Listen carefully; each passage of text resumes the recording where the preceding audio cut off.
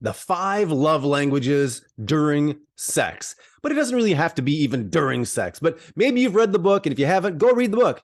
But the 5 love languages. So I'm just going to read them off. We'll talk a little bit about them. I refer to them a lot, so you'll hear them come up a lot. But it is words of affirmation, acts of service, quality time, physical touch, and gifts. They sort of seem, I think, self-explanatory, but again, read the book. But words of affirmation are things like "I love you" and things along those lines, right? You're affirming something. It's a love language. So how do you say you love somebody?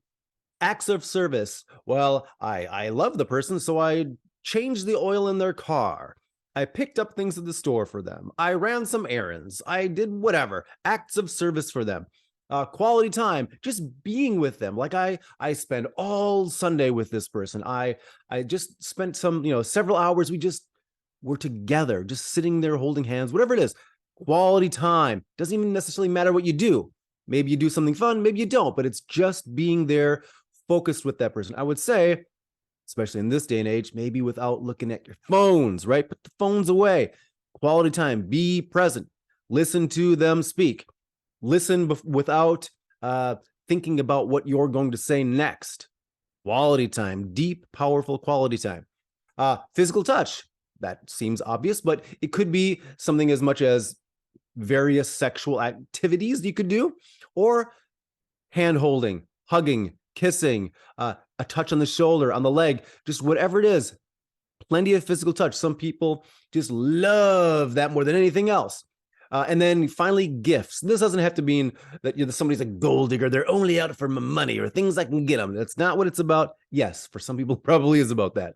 But it's more about, when you talk to people, it's about, hey, this person was thinking about me when I wasn't around, and they were at a store, there was someplace, and they saw something in the window or whatever, and it made them think of me.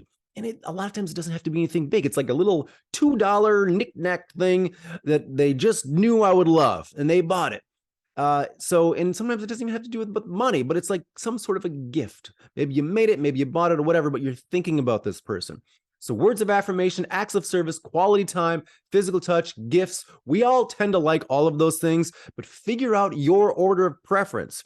What's at the top? The must-have, can't be away from it very long. And then what's the last one, the fifth one, where it's like, yeah, I still like it, but maybe I don't need it all the time, or I don't need it that much. And then, of course, find out what your partner's order of 5 love languages are, and then do them. Get in the practice of, a little bit like the golden rule, but it's instead of it's being doing unto others as we would have done to us, it's do unto others as they would have done to them, right? Learn their 5 love languages. And I say, like, 5 love languages during sex.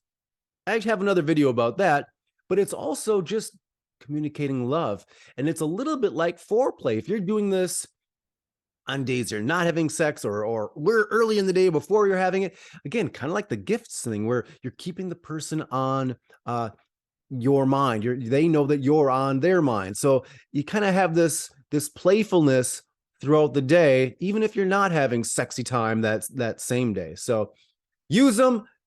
Learn them first, then use them. And if you have any questions, put them below. Otherwise, DM me and I will make more videos, and I'll see you on the next video.